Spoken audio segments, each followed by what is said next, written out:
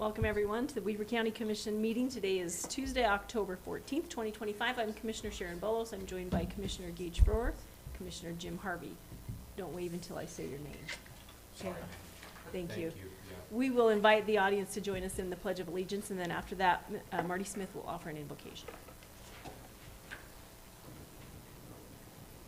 I pledge allegiance to the flag of the United States of America and to the republic for which it stands, one nation under God, indivisible, with liberty and justice for all.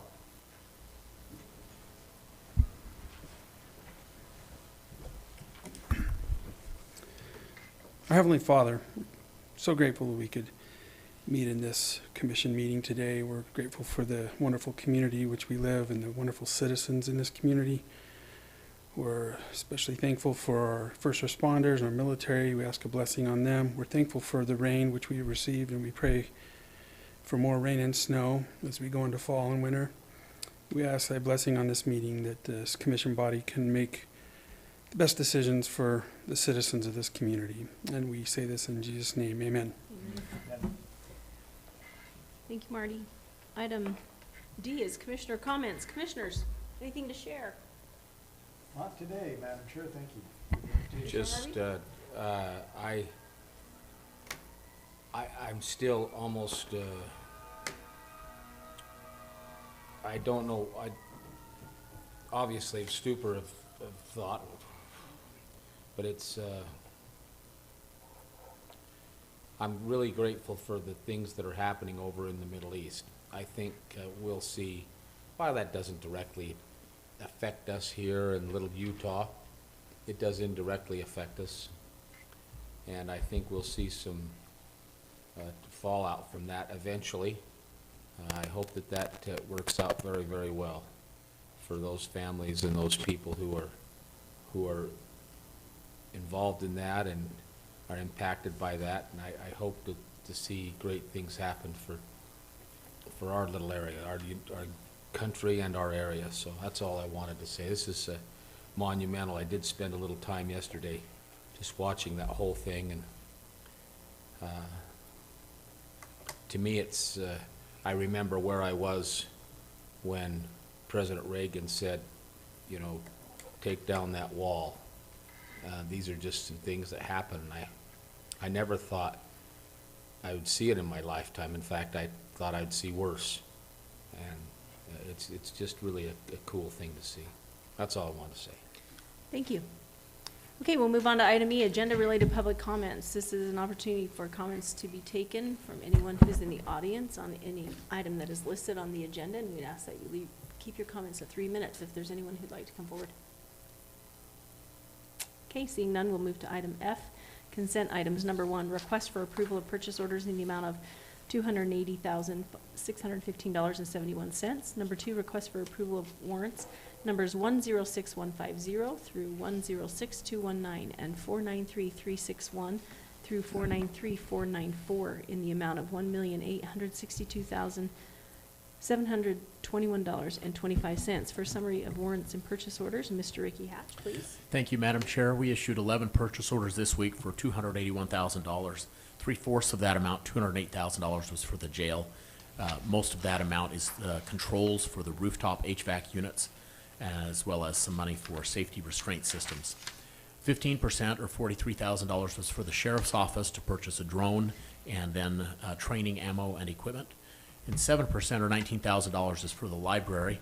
That is for building maintenance, audiovisual materials, and a public printer. As far as checks, we issued 205 warrants for the amount of $1.9 million.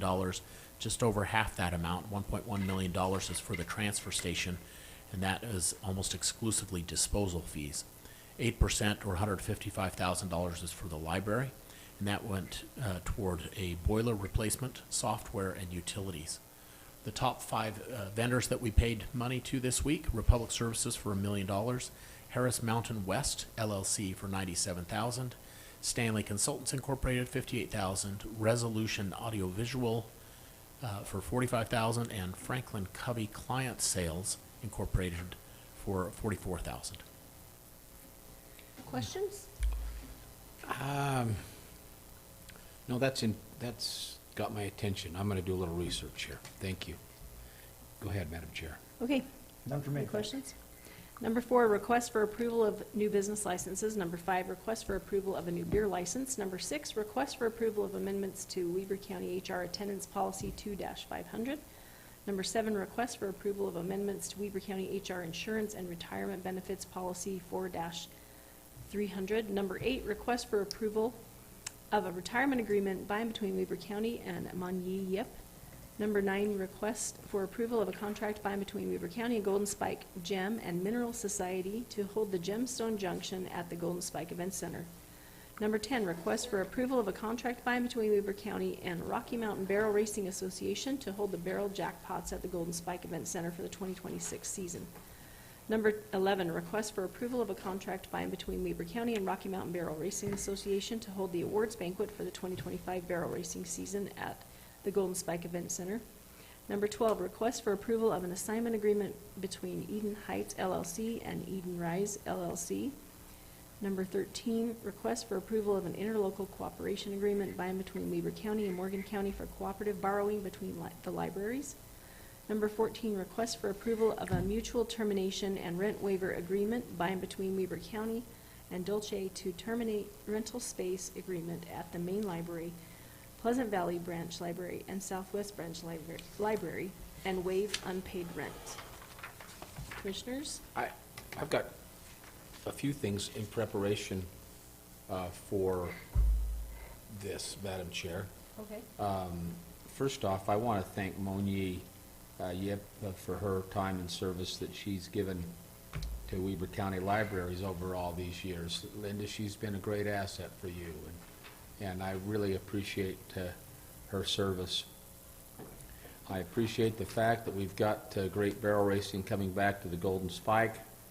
Several contracts there, and the library is doing some great things that we'll hear about even more. The cooperative agreements that we have between the other libraries, we have such a powerful library system, commissioners, in our Weber County, the ones that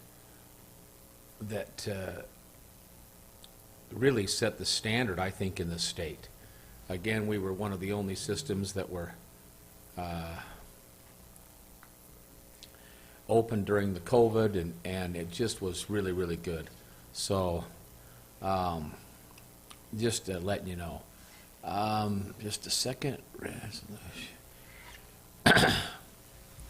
So I will, Madam Chair, one of the things that Ricky talked about in his top 5, I did a little investigation here, is that I'm curious, I'd like to see the contract, Madam Chair, if it's okay with you. I wrote that down. I'd like to hold item 493409, Franklin Covey contract. I'm intrigued by that. It's nearly $44,000. I'd like to hold that one. And then the associated PO 597, I think that it's entitled books for that program. I'd like to pay the bills except for those two. So, Madam Chair, if I may, I'd like, I'll make a... Before you make your motion, can Okay. I just clarify something? Yeah. Jason, I don't know if you want to speak to this. I think the 597 was something that's been paid in the past. That's correct. It was, they were shipped, paid, and received, so that's gone. And it was only $597. So the one that we aren't sure we have a contract on is the Franklin Covey. Correct. So Okay. I think you named that. I did name that one, Number, so okay. let's, then I'll retract. Madam Chair, I'd like to move that we approve consent items F, 1 through including 14, but holding out 493409. I'd like to see the contract on that and the processes on that. All right, second with a question. Sure. So is the question, you want to hold that as because we haven't signed a contract, or, Jason, will you come up to the mic? so I just need. We just got an email earlier this morning from Jason with a concern about this, so. Okay. If you don't mind explaining, that would be great. So this, good morning, Commissioners. Good morning. This Morning. just results from looking at the PO report and the warrant report when it comes through and noticing that under the top 5 vendors paid that Franklin Covey was on there. I didn't have any knowledge of it. Unfortunately, that happens from time to time, but not very often. There is a process that we follow. So I just did a little bit of digging and didn't see a contract or a purchase order. And we like to carry what's called a paper trail so that we can back this up and ensure that it's gone through the proper procedures and the flow to receive the approval and so forth. So I'm just questioning it because I haven't seen it, and I think we just need to do a little bit more research before it's considered done. So would it be appropriate then to just hold that one and look for it? I think so, on a yeah. I mean, future considering the agenda? amount and the fact that we just don't know enough about it yet, I could have missed an email or something, but, you know, until we see that, I think that's appropriate. Okay, thank you. Commissioner? So I guess, Sorry. question if I might, I guess because we don't have that information, we don't know what department or where it came from request in the county. We do know the department, It's We the do? sheriff's office, it's for the RISE program. Oh, this is, okay. That's So we do correct. know that. yes, All right. So you should be able to follow that up fairly quickly. 100%. Okay, got it. Chris? I would also recommend holding it. It's perfectly appropriate to verify that all the procedures have been followed. If it's a standard contract or one is necessary, it would be uploaded into the approval system, approved by the department head, the attorneys, the purchasing comptroller before it actually officially gets on the commission agenda. It's fine to look back and find that before it's formally approved. Great, thank you. Thank you. You're welcome. Okay, I have a motion and a second on those consent items. All in favor? Aye. Aye. Aye, motion carries. Did you catch that, Craig? Item G, action items. Number 1, request for approval of a contract by and between Weber County and Lacey Doman Mountain Brew Coffee to operate a cafe coffee shop in the Weber County Library Southwest Branch. Ms. Linda Wingsgard, welcome. Good morning. Good morning. Morning. Morning. Thank you for the opportunity to present a couple of number of agreements here this morning. I thought before I address the actual agreements, it would be good to put them into perspective because sometimes people are surprised that the library has commercial lease space and that it's dedicated to a cafe. So I thought maybe a brief history about that would be useful as you deliberate ratifying these agreements that have been approved by the library board. You know, when I was a kid growing up in Ogden Valley, we had our homes, our first place, and our school and work, our second place, and we had some really wonderful third places that we could visit.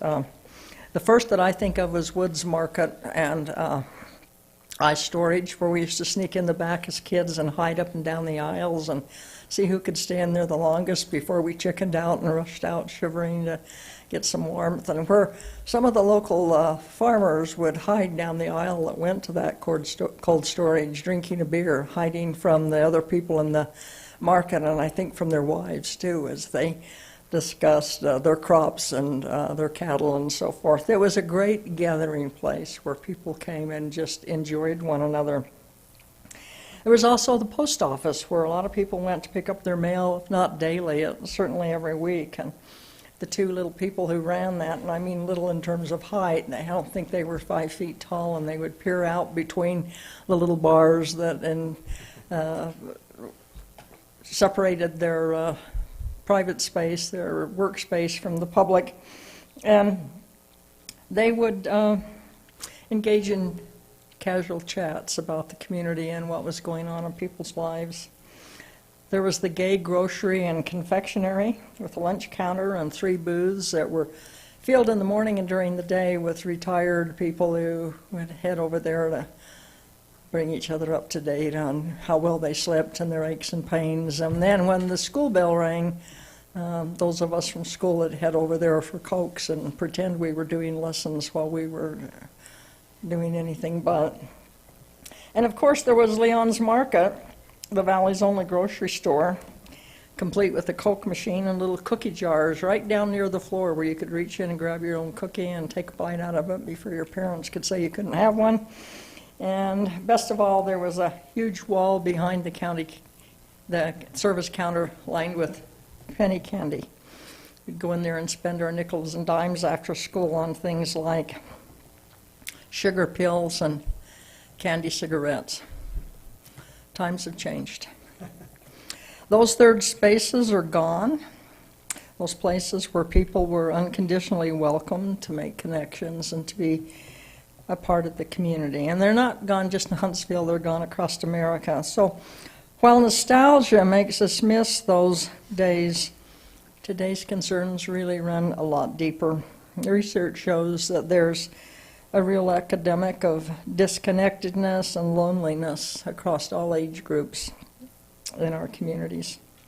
So in response, libraries across the nation have evolved into modern-day third places. Public libraries are hosting crafting meetings, art exhibits, maker spaces, job training, cooking and exercise classes. They're vibrant community centers, bringing people together on platforms where everyone is welcome to teach and learn and connect.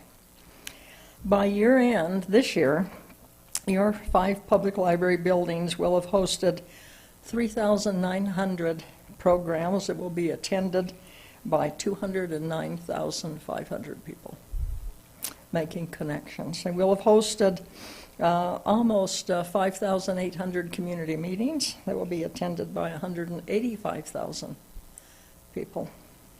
But no matter how many programs or recesses we offer, few things bring people together better than food and drink. Starting or sharing a cup of coffee or a sandwich breaks down barriers, and it turns strangers into acquaintances and acquaintances into friends. So across cultures throughout history, gathering around food has been the most natural and universal way for people to come together and connect. So a cafe in the library doesn't serve coffee. It serves conversation, comfort, and community. When our Pleasant Valley branch opened in 2008, complete with an art gallery and a black box theater and an outdoor arboretum and a cafe, the public response was overwhelming, and everybody throughout Weber County wanted one of those libraries in their neighborhood. Well, here we are today. Weber County's libraries have fully rebounded from the pandemic, and usage is up across all of our service metrics, most by double digits. And each week, enough people visit the library to fill the D Event Center 1.5 times. That's all 52 weeks of the year. In short, there's enough library activity today to support cafes again. So we put out an RFP inviting people to compete for the space. Notices went out far and wide. We didn't just post them on Bonfire. We sent emails to library users who had a card and had their email address in their library information. We advertised in the local newspaper, the Standard Examiner. We had announcements on social media. Flyers were distributed throughout the community. And once the proposals were received, they were evaluated by a diverse group of committee members, board members, staff members, friends of the library. And each applicant was then invited to interview and discuss their menu and their costs for the food they were planning to serve. And then we had one-on-one kind of shopping visits to any other business that they had operational, if they had one. Rent rates were also focused into the final evaluation. And so today we have contracts on your agenda for ratification for 4 buildings, North Branch, Main Library, Pleasant Valley, and Southwest, to be agreed upon with 3 different community vendors. The term is 5 years with options for 2 renewals. The target date for opening is November 15th. Each contract includes automatic increase in rent, indexed to the Consumer Price Index, and a clause specifying that when they really successful, we will receive a certain portion of their income to support the library system. Our goal was not to attract national franchises, but rather to provide for local residents to start and grow their own small businesses. I'm happy to report that each of these vendors represents exactly that, local entrepreneurs invested in our communities and wanting to give back. So we're asking for your approval of an agreement with Riley Restaurant Group to provide cafe services at the main library, Riley Restaurant Group to provide services at Pleasant Valley Branch, Angelica's Market to provide services at North, and Mountain Brew Coffee at Southwest Branch.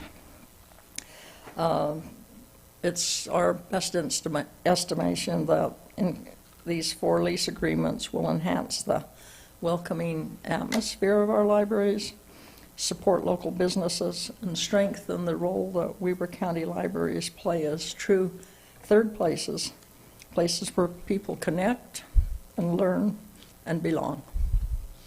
I'm happy to answer any questions.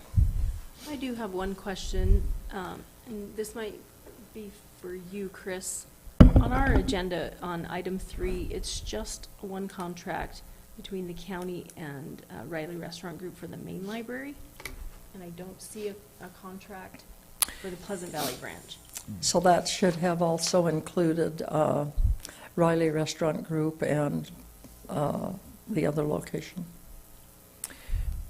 Is the contract, does it list both entities in the same contract? I No, don't see there's both separate listed. contracts. So what I would recommend doing is just administrative, so we have a clear record. I would just put that one on the consent agenda for next week. Okay, yeah. Then you don't have to I'm come looking back at and the agreement, represent it. and it only names the library in Roy. Oh, that's a really good catch, and thank you. I think Great catch, Commissioner. Amazing. I think the presentation covers all of this. The public's been well informed. I think you would be more than fine to just include it on a consent agenda item next week. Okay, Could we perhaps put the other one on the consent agenda for next week? yeah, we'll plan on that. You could ask whatever questions you have of me today. Any other questions? No? Okay, questions? No, but I will make a comment if I could. This comes with a unanimous recommendation from our library board. So, Madam Chair, if you're ready, I'm ready. I'm going Well, let me read the rest of them. Okay. Commissioner Harvey. Thank you. I read the first one. So item 2 is a request for approval of a contract by and between Weber County and Angelica's Market to operate a cafe coffee shop in the North Branch Library. And item 3 is a request for approval of a contract by and between Weber County and Riley Restaurant Group to operate a cafe coffee shop in the main library. Craig, is it okay if we take action on these all 3 together? Or would you prefer separately? Yeah, we can do that or do them separate, that's fine. I think one motion is just fine. I think just on the minutes, it's just made clear that there's 3 separate approvals. Okay, great. All right, Commissioner Harvey, I'm ready now. Madam Chair, thank you for your digging into that, and so good. And I'll make a recommendation that we approve items G 1 through 1, 2, and 3 as listed and presented on our action items today. And I'll second that with a comment, if I might. And this is directed to Linda. Linda, thank you for that nice trip down memory lane. There's not too many of us left in the valley that still remember Woods Market now. I've got to admit, I never snuck in the back and went in the cold storage, but I went in there plenty of times when Kay Woods was cutting meat. Yeah. Leon Market, obviously, went in there plenty of times with my grandpa and dad.